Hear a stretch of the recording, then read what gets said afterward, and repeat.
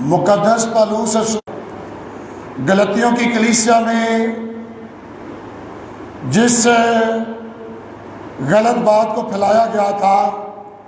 وہ یہی تھی کہ وہ شریعت کے احکام کو اور شریعت کی باتوں کو مسیح کی خوشخبری کے ساتھ نہیں بتاتا، بلکہ مسیح کے فضل کو لوگوں میں جو ہے اس کا پرچار کرتا ہے۔ اسی وجہ سے جھوٹے استادوں نے جو یہودیت نواز تھے، جو کہتے تھے کہ نجات کاموں کے سبب سے ہے، کہ اگر موسیٰ کی شریعت کے مطابق اور اسی طرح موسیٰ کی شریعت کے مطابق خطرہ ہوگا تو تب بھی لوگ نجات پائیں گے، اور وہ رسول کے متعلق بھی یہ سکھاتے تھے کہ پالوس رسول سچا رسول نہیں ہے۔ اسی لیے پالوس نے اپنے دفاع میں نہ صرف یہ بتایا کہ جو خوشخبری وہ سناتا ہے وہ کسی انسان کی جانب سے نہیں ہے اور نہ ہی اسے کسی نے سکھائی ہے، بلکہ یہ مکاشفہ براہ راست یسوع مسیح کے وسیلہ سے اسے ملا ہے۔ اور میرے عزیزوں، آج صبح ہم نے خدا کے مقدس کلام میں سے غلطیوں پہلا باب اور 13 آیت سے 15 آیت تک پڑھا ہے، جہاں پر پالوس اپنے بارے میں بتاتا ہے، اور عام طور پر کلیسیا میں ہر ایک شخص مقدس پالوس کی کہانی سے واقف ہے، اور خاص طور پر وہ بھی لوگ جن کے درمیان اس نے ذاتی طور پر خدمت کی ہے، لوگ اسے جانتے ہیں۔ اور ہم بھی اسی بات پر یقین کر سکتے ہیں کہ اگر پالوس کچھ دیر کے لیے لوگوں کے گروہ میں ہوتا اور ان کو خوشخبری سناتا تو اس وقت تک جب وہ خوشخبری سناتا تو زیادہ لوگ بڑی جلدی یسوع مسیح کو قبول کرنے کے لیے جو ہے وہ تیار ہو جاتے، اور جب وہ لوگوں میں اپنی ذاتی گواہی لوگوں کو سناتا کہ کیسے خداوند یسوع مسیح زندہ دمشق کی راہ پر اس پر ظاہر ہوئے تھے۔ اور میرے عزیزوں، جو شخصی گواہی ہے اس کی بڑی اہمیت ہے، اور پالوس کی چونکہ ایک ڈرامائی انداز میں زندگی کی تبدیلی ہے، جب وہ جا رہا تھا تو دمشق کی راہ پر زندہ یسوع اس پر ظاہر ہوا۔ اور ہم تو یہ بھی یقین رکھتے ہیں کہ اگر کوئی سادہ شخصی گواہی بھی سنا دے کہ کس طرح سے یسوع مسیح کو قبول کیا ہے تو وہ ضرور لوگوں کو بدلنے کا سبب اور وسیلہ بنتا ہے۔ اس کی زندگی کی گواہی تو ایک بڑی گواہی ہے، لیکن ہمارا ایمان ہے کہ اگر کوئی سادگی سے یہ بتا دے،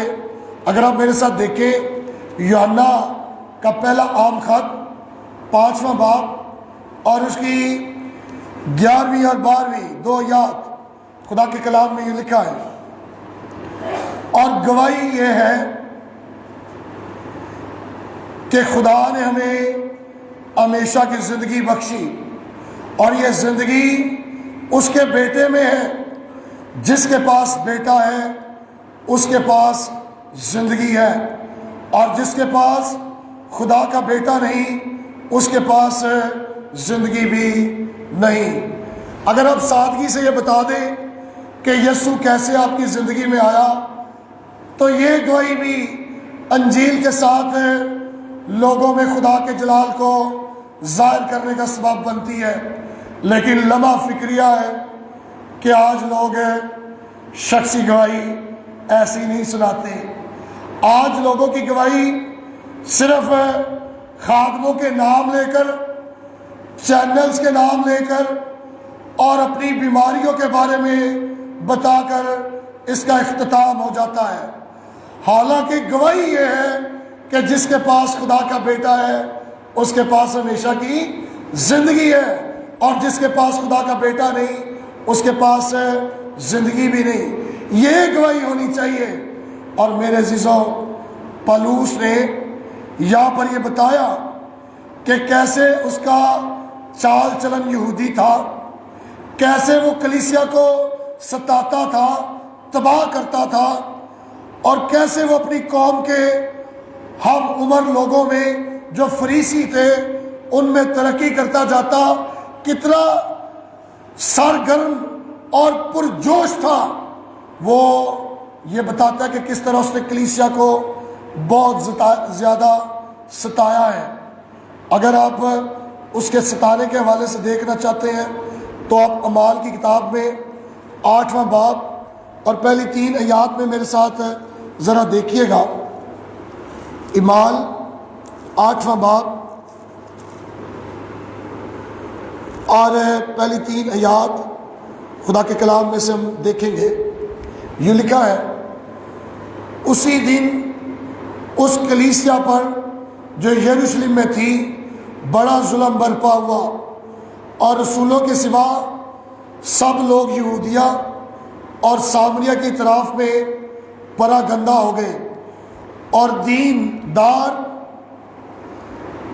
لوگ استفنس کو دفن کرنے کے لیے لے گئے اور اس پر بڑا ماتم کیا، اور ساؤل کلیسیا کو اس طرح تباہ کرتا رہا کہ گھر گھر گھس کر اور مردوں اور عورتوں کو گھسیٹ کر قید کرتا تھا۔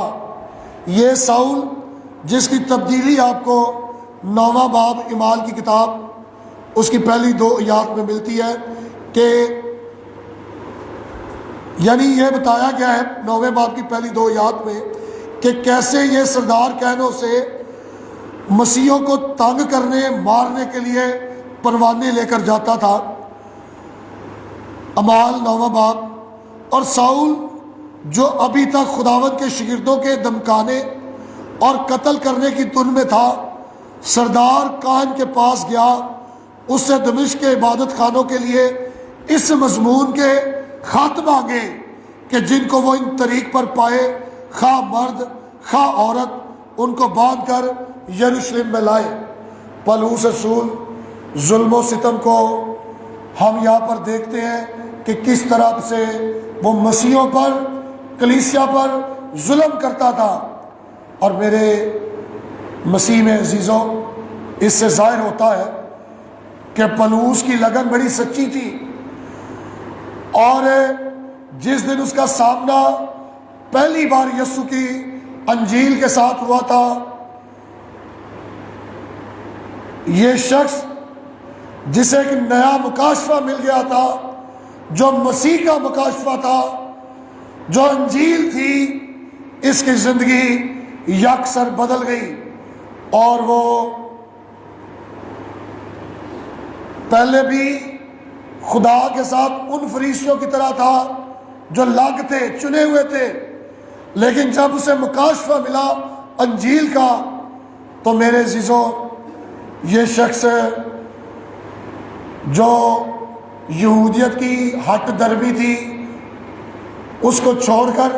مسیح کی خوشخبری پھیلانے کے لیے تیار ہو گیا، یہ بدل گیا، اور یہ مکاشفہ اس کے لیے کافی تھا، انجیل اس کے لیے کافی تھی، کلام کا یہ مکاشفہ جو مسیح کی خوشخبری ہے یہ اس کے لیے کافی تھی۔ لیکن آج جوزف سمتھ جیسے لوگ، آج چارلز تیز رسل جیسے لوگ، آج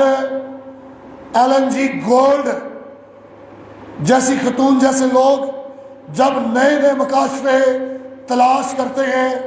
تو وہ مسیح کی خوشخبری سے آگے نکل جاتے ہیں اور وہ لوگوں کو گمراہ کرنے کا سبب اور وسیلہ بنتے ہیں۔ میرے عزیزوں، پالوس کہتا ہے کہ جس خدا نے مجھے میری ماں کے پیٹ سے مخصوص کر لیا اور اپنے فضل سے بلا لیا جب اس کی یہ مرضی ہوئی، جب خداوند کی مرضی ہوئی۔ پلوس یسوع کے پاس نہیں آیا کیونکہ کسی بھی آدمی نے فیصلہ اسے یہ کرنے نہیں دیا کہ وہ خود آتا، اس میں اس کی خوشی نہیں تھی، لیکن خدا کو اس کی کوئی چیز پسند آئی تھی،